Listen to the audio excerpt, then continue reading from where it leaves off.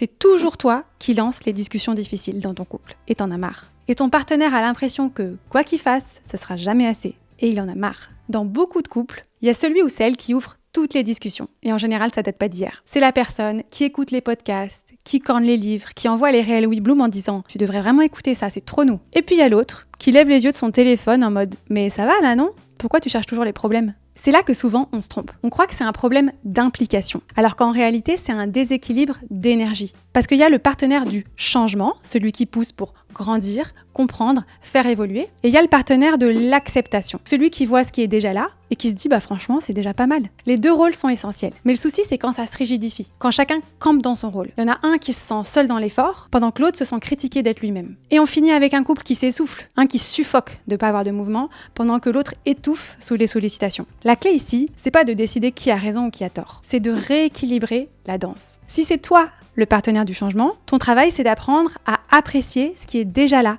sans tout voir comme un problème ou comme de la stagnation. Et si t'es le partenaire de l'acceptation, ton travail c'est de faire un pas vers l'autre, prendre une initiative, être ouvert à faire évoluer les choses. Et surtout, ne pas confondre ce déséquilibre avec un problème de fond. Parce que souvent quand on arrête de juger la façon dont l'autre aime, on découvre qu'on peut avancer ensemble.